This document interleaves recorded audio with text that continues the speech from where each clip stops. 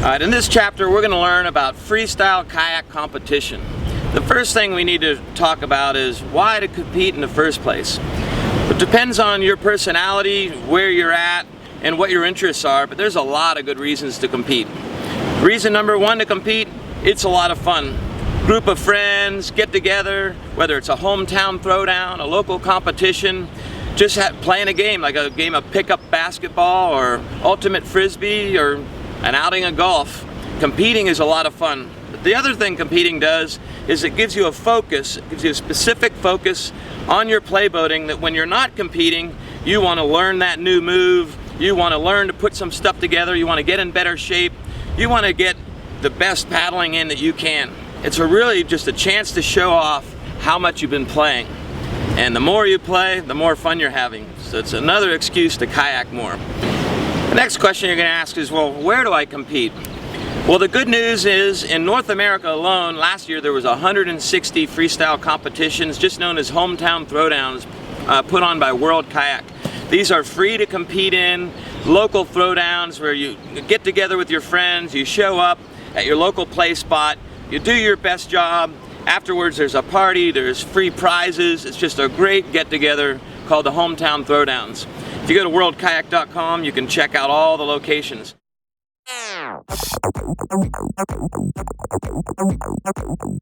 So here's some of the secrets for Team Jackson Kayak and how they've become so successful in freestyle kayaking. Number one, everybody on Team Jackson Kayak really enjoys competing. And whether you enjoy competing or not depends whether you treat it as a game. The cool thing about Team Jackson Kayak is win or lose, we have a good time. And the reason is because we like the setting, we like the people we're hanging out with, we love the type of kayaking we're doing, we love going out in our play boats and throwing tricks and trying to do the best we can. And we know that even if we don't do our best on that particular day, if we don't win the event, we had a great time and we're going to get to do this again next time. If you win every event, it's not as fun, no challenge. So winning and losing is all part of the game. Another thing we do is we train together. So we've got training buddies. Who are training buddies?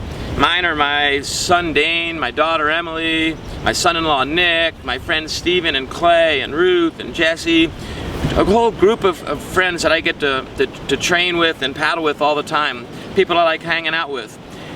None of these people that I'm talking about were incredible boaters other than Clay Wright when I first met them. They were new boaters just coming up the ranks. You don't have to train with somebody or play with somebody that's better than you to get better. You just have to go out with somebody that's fired up, loves to paddle, and loves to show off what they've learned. Some other secrets for Team Jackson Kayak success is we like to travel around and try different spots. We do a lot of traveling just in our local area in the southeast USA or up in Canada where Nick lives. Seeing a lot of different features is something that we do and we like to do together. Right now we're filming from Uganda. You may or may never get here, but it's just a different spot, different river, big water. We like to play in small water. So we don't pigeonhole ourselves into one particular type of kayaking. There's nobody on Team Jackson Kayak that says I'm a wave boater or I'm a hole boater or I only like to paddle when the water is perfect. We really enjoy paddling enough that we want to paddle on any condition. Even if the water is a little bit too low, too high, too cold, too hot, who cares? If you're kayaking, it's good. But one of the things that we do really well at Team Jackson Kayak is we know how to play games. We literally are competing all the time. Best analogy, you have a basketball and you're out there with your buddies, you're bouncing around, you throw some few hoops. Sooner or later you're going to say, hey, what about a game of horse? What about around the world? Maybe a little one-on-one. You turn it into a game. Why? Because it's fun. But when turning it into a game, that's when you really hone your skills. You really want to make the shot, so you focus extra hard. And you also learn how to compete that way. We do that at Team Jackson Kayak almost every day. We're always playing games like pig or horse, where Dana say, okay, the move is air blunt left, and then everybody has to do it, and whoever doesn't get it gets a P, and then the next person picks the move, and so on. We also do world championships all the time, that's what we call it. That's when we're actually doing a mock competition. We time ourselves, we judge each other, and we really get a feel for competing. It's like the real game. It's like playing a scrimmage. That is not only super fun, but that gets our ability to compete goes up really fast when we do that.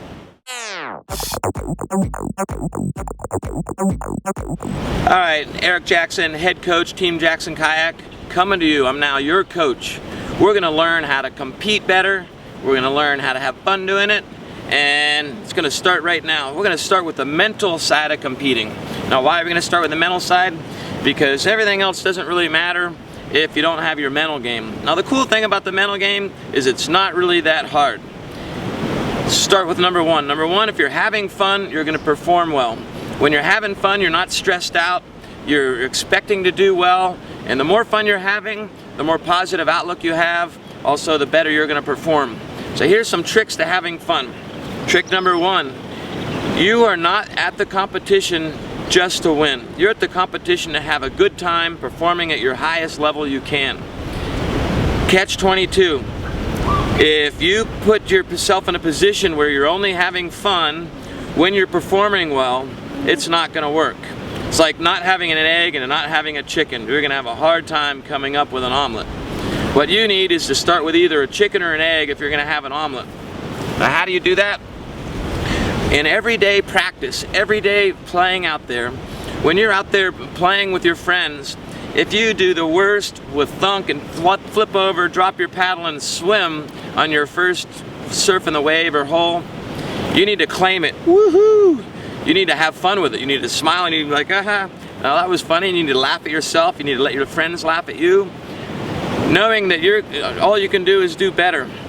If you focus only on and only feel good about your best move, you're not going to have as much fun. Let me put this in perspective. Figure you go out and do 10 rides. 5 of them were above average and 5 of them are below average.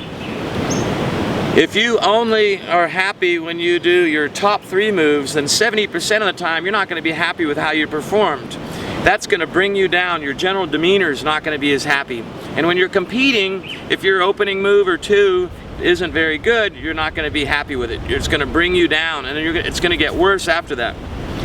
If you focus on your average, if you allow your average ride to be a ride where you're happy with, if you get your number 5 or number 6 ride, and you're thinking, wow, that was awesome, well then you're good to go. Most of your rides are going to be rides that you can be happy with. This is definitely key number 1. If you want to have a positive outlook and be happy and have fun competing and playing and training for competing, then you need to be satisfied with your average ride. Some other keys to having fun while competing is to know what's going on, knowing the schedule of the event, knowing whether you needed to bring food and water to the event so you don't end up hungry, knowing that the competition is probably going to take longer than they say it's going to take, knowing who you're hanging out with, knowing if there's places you can play around during the competition so that you're not sitting around all day. There's a lot of things that you can do to make sure that you're having fun out there. Another one is volunteering for the competition. It can be a lot of fun to volunteer as a judge for an event or 2, an announcer for an event or 2. These are things that turn the competition into an event for you and allow you to show up to the competition knowing that you've got a game going on and this is going to be a fun game to hang out. Like any game you play, if you know the rules, you're going to do a lot better. So we're going to learn the score system for freestyle kayaking. The score system is really simple. Basically, you've got a variety of moves that you can do in a kayak, in a hole or a wave. Typically, each move has a specific value. That value could be anything from 5 points up to 160 points, for example. What you need to do is learn the value of the moves. There's some other rules in there that determine what your score is going to be when you do a freestyle competition as well. Number 1, do you actually execute the move? So knowing the definitions of the move. So for example, spin in a hole is a full 360-degree spin. So if you only go 2/3 of the way around, you're not going to get any points for it. So knowing the definitions of the moves is also very important. Learning the format of the competition is important as well. Meaning you have a prelims, a finals, how many runs you do in each thing. That really helps you determine, knowing that really helps you mentally prepare for the competition. Once you know the rules of the game, playing the game is a lot more fun, a lot more relaxing, and you can make a plan for it to allow you to do really well. So let's start with some basic rules. Number one, you're going to get so many rides. And depending on how many competitors there are, you might do a preliminary round, a quarterfinals, a semifinals, and a finals. Most competitions will have a prelims and a finals. It's important for you to know how many people make it to the finals. Because for your typical competition, a finals rides, you're going to have 3 rides and just your best one counts. That means you get to lay it all on the line. You can go 3 tries to do all the moves you can do, throw out your best ride, and the 2 rides that don't do as well, they get thrown away. So just your best ride counts. Really fun format for that. Prelims, usually 1 or 2 rides count and just test consistency. Depending on competition nationally, like in North America, typically you have 60 seconds to do a ride, where internationally you only have 45 seconds. So that's not a lot of time, and we'll get to that in a second, but it's really important to know how much time, because you could probably do a lot more moves in a ride if you learn how to do moves more quickly. Okay, so the next thing you need to know, now that you know how many rides you're doing, how long you've got, you know the general what a competition looks like, you need to know the score sheet. The score sheet is essentially what you're going to get scored on, from 0 points in your ride to 1,000 points, let's say, or even more. So the way the score sheet works is it's just a list of moves. Shove it, spin, cartwheel, loop, and so on. Every move in the book is on the score sheet except for a few brand new moves that are considered trophy moves. We'll get to that. The easier moves are first on the score sheet, and they move down to the harder ones. So the easier moves, for example, a shove it, like a spin and back, or a spin on a wave or in a hole, and then it goes to, say, a cartwheel, that type of a thing. Those moves are on the top of the sheet, and then it goes down to harder and harder moves as you go down. That's also broken up in between hole moves and wave moves, so that if a judge is scoring in a wave, they only have to look at the bottom of the sheet under wave moves, or in a hole for hole moves. What you need to know as a competitor is how much each move is worth. And the reason you need to know that is because the only way you're going to be able to score well is if you know what scores well, but also you know what you can do. Each time you're competing, ideally you've come up with a routine, which is nothing other than a list of moves that you're pretty sure you can do at that spot, that you're confident in doing, that you're going to put in your ride and you're going to attempt to do during the competition. Now, of course, when you're writing that list down, if you know the value of each move, you can come up with what your score should be. It's kind of like, it's like any game out there. Game of football, for example, they don't go for the 2-point conversion every time after a touchdown. Why? Because it's pretty risky. But there are times when it's coming down to the wire, they're in the final minutes, and they decide to do the 2-point conversion, because if they do get it, it's their best chance of winning. This is called strategy. Now, strategy is something that we'll learn as well here, because strategy makes the game even more fun. Alright, I'm going to give you a way to read the score sheet, and if you look at the link here on the screen, you can click on that link, download, and print the sheets. So that way you've actually got the sheets in front of you if you want. So go ahead and do that. Okay, welcome back. So if you're looking at the sheet, a spin, for example, says 10 points, and there's an R and an L, right and left. That means you could do a spin to the left and a spin to the right. So if you were to do that, you would get 10 points for each one, or 20 points. Now look further down the list. You see where it says loop? Notice a loop is worth 60 points. Then you can do a loop front or back. So a loop is worth 60 points, but what are these other things? This thing says air. That means if you get air on the loop, it's worth another 30. Now the loop is 90 points. Then it says huge. What's huge? Huge means if you go above and beyond what the other competitors are doing. It's a subjective part of the score. 40 points, so now you can go to 130 points for a huge air loop. And then finally it says clean. What does that mean? Clean in a score sheet just means you did the trick without using your paddle. Now you're up to 160 points, because clean is worth 30 points. So you could get 160 points on an air loop, or you could get 60 points for just a loop that's not aerial. So that's another important thing to know. There's a lot of moves like that. Blunts can be blunt, air blunt, clean blunt, for example, huge clean air blunt. There's a whole bunch of moves like that. Now remember, we talked about the definition of the moves. here in the moves list, and when you're learning the different moves, really focus on the definitions, on some of the things that make the move count.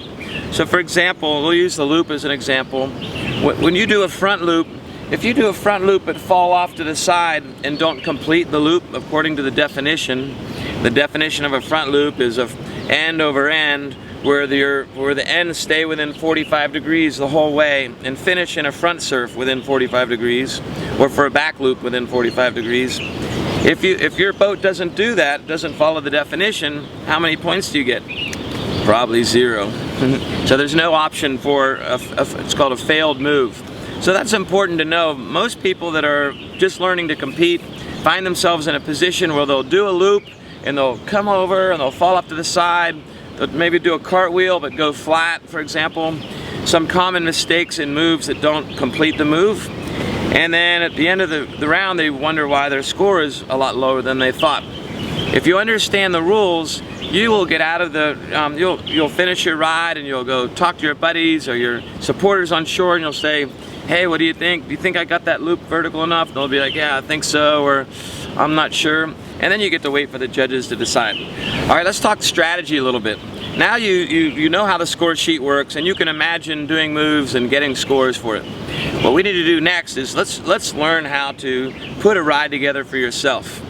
Well, you already know about what moves you can do. You've got a good idea of what you're capable of at this moment. Now, of course, what you're trying to do is learn new moves all the time, and you will be learning new moves all the time so that you can get higher and higher scores and do harder moves in competition. Very cool. This is something that really makes competition exciting and fun all the time, and that's that every time you compete or every time you go out and play, you're learning new moves. You're like, ooh, next time you go to the competition, you better watch out because I'm going to do one of those. And my score is going to be big, and then I'm going to be on top of the podium. It's going to be, wow, so much fun. But anyway, how do you put a ride together? Well, remember, you only have a certain amount of time, and there's risk versus reward factor. If you throw all the moves that you, the hardest moves that you can do, but you can't do very consistently, it's kind of like a shot in the dark. You're not sure whether you're going to get it or not. If you back off a little bit and put moves that you're pretty consistent with in a routine, you're more likely to get those moves, and you're more likely to have a consistent score going throughout. But this really comes down to your personality and the way you like to, and what kind of strategy you want to put into here. Some people like to stay consistent and stay in their comfort zone. Some people like to throw the Hail Mary over and over and over. So what I suggest is, number one, start with moves, your hardest move that you